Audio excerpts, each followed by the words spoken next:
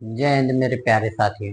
स्वागत है आप सभी का आपके अपनी YouTube चैनल विक्ट्री मैथ वाला में। जैसे कि दोस्तों मैं आप लोगों को बता दूं, मैं अनाउंस तो नवरात्र के ही दिन से किया था, लेकिन किसी कारणवश मैं वीडियो नहीं अपलोड कर पाया। इस हुई असुविधा के लिए मुझे खेद है। दोस्तों मैं बता दूं आप लोगों को, मैं क्लास 10 का फिजिक्स में पहला चैप्टर प्रकाश का परावर्तन तथा अपवर्तन लेकर के आया हूं। इस चैप्टर में हम लोग पढ़ेंगे सबसे पहले लाइट क्या होता है। लाइट सबसे पहले क्या होगा, हम लोग लाइट के बारे में जानेंगे। प्रकाश, प्रकाश क्या है? प्रकाश एक ऊर्जा है। प्रकाश क्या है? प्रकाश एक ऊर्जा का रूप है।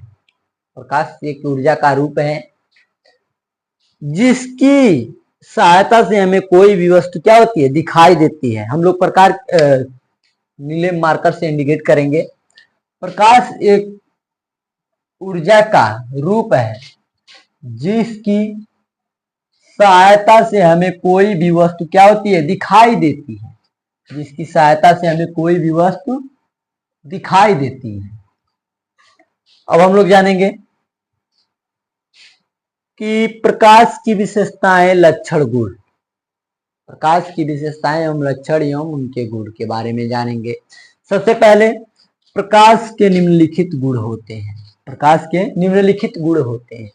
कौन कौन से जानेंगे हम लोग इसमें। पहला है प्रकाश स्वयं अदृश्य अदृश्य होता है। प्रकाश क्या होता है? स्वयं अदृश्य। अदृश्य का मतलब ये होता है कि वह दिखाई नहीं देता है। प्रकाश प्रकाश को कोई कभी देखा है जी? कोई देखा है तो मुझे बताना कमेंट बॉक्स में। तो प्रकाश एक अदृश्य ऊर्जा है, परंतु इसकी उपस्थिति में हमें सभी वस्तुएं दिखाई देती हैं। मान लो ये कमरा है, अभी कमरे में लाइट भग जाए तो मैं लिख रहा हूं तो ये आप लोगों को दिखेगा? नहीं दिखेगा। तो ये क्या है? प्रकाश एक अदृश्य ऊर्जा है।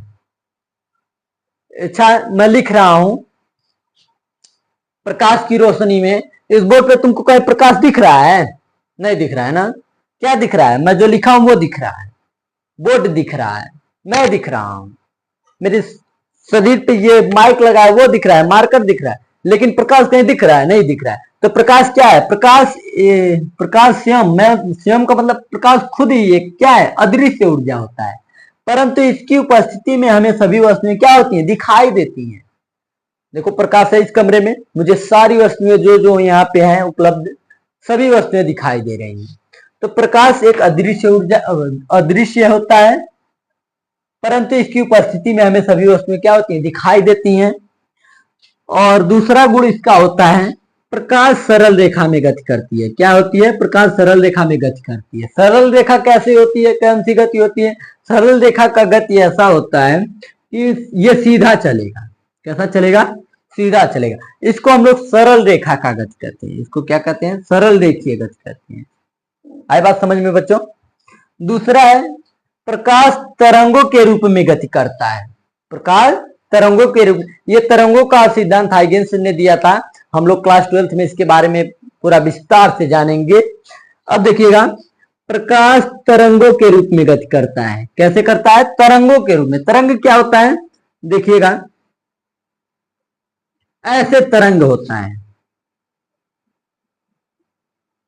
ये तरंग का गति है, ठीक है ना।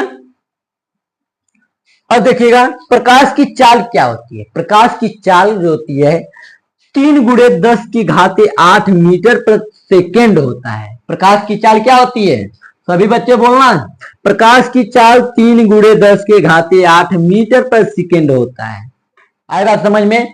कोई भी आपसे पूछ दे कि प्रकाश की चाल कितनी होती है, परीक्षा में 1 नंबर का आता है बेटा बहुविकल्पी में। प्रकाश की चाल कितनी होती है? प्रकाश की चाल 3×10⁸ मीटर प्रति सेकेंड होता है, ठीक है। तरंग दैर्घ्य, इसका तरंग दैर्घ्य, प्रकाश का तरंग दैर्घ्य कितना होता है? 4000 एंगस्ट्रॉन से 8000 एंगस्ट्रॉन के बीच में होता है। आए बात समझ में? प्रकाश के संचरण के लिए किसी भी माध्यम की आवश्यकता नहीं होती है। संचरण क्या होता है? मतलब प्रकाश को चलने के लिए, क्या करने के लिए? प्रकाश को चलने के लिए। अब देखिएगा, ये मैं लिख इसलिए दिया था पहले ताकि मेरा वीडियो काफी लंबा ना हो और आप लोग आसानी से समझ भी सकें और नोट भी कर सकें। सबसे पहले देखिएगा बच्चों, एग्जाम का टाइम आ गया है। मैं आप लोगों को बता दूं कि अगर मैं काफी लंबा वीडियो बनाता, लिख लिख करके बनाता, तो इतने में कम से कम 15-20 मिनट का चला जाता।